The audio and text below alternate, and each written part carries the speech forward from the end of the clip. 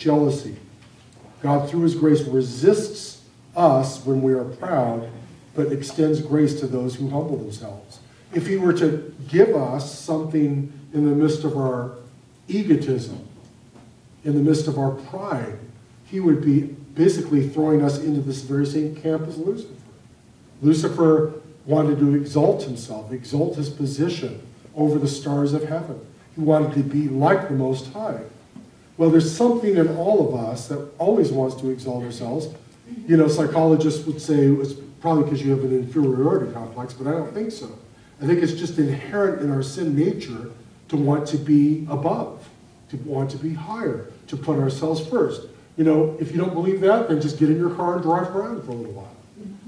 It's the way people are. They want to get in front of you. They don't like it when you know, it's like you can look at someone that looks like the little old lady from Pasadena. She doesn't want you to pass her. You know, she'll speed up when you're trying to get in. Why is that? Because there's something inherent in all of our natures.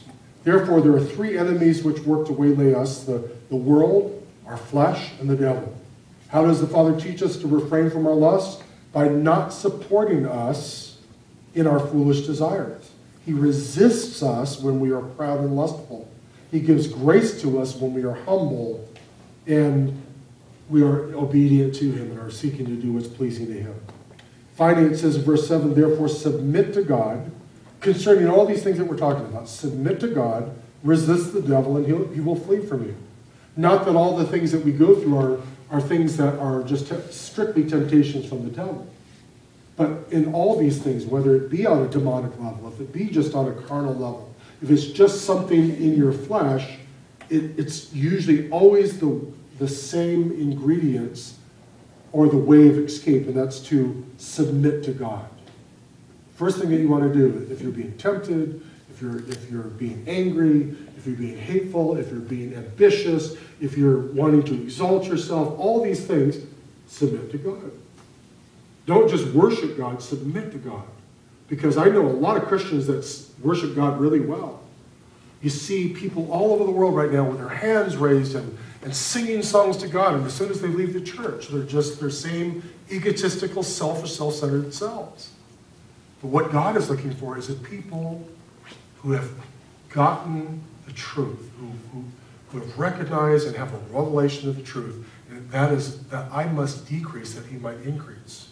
I must become invisible so that he who is invisible can become visible through me. I must humble myself and get out of the way so that God can show himself to every person inside my life that I come in contact with. This is the truth about God, from God. There is truth about God from the mouth of the devil. Devil, from the very beginning, lied to Eve by quoting God and then putting his own slant on things. But the truth about God, from God, is humble yourselves. You can do it. It's not something that you don't wait for God to humble you. You humble yourself before God. Humble yourself. And one really good way of doing it is humble yourself before one another.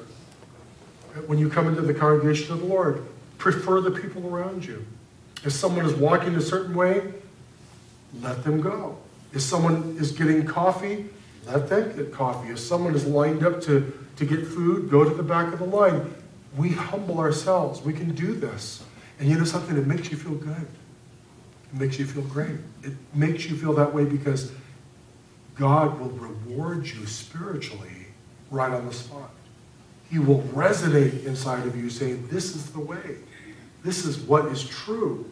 This is what I'm trying to do in you, is to make you like me, to transform you into my image. Submit to God, and then, as you have submitted to God, resist the devil.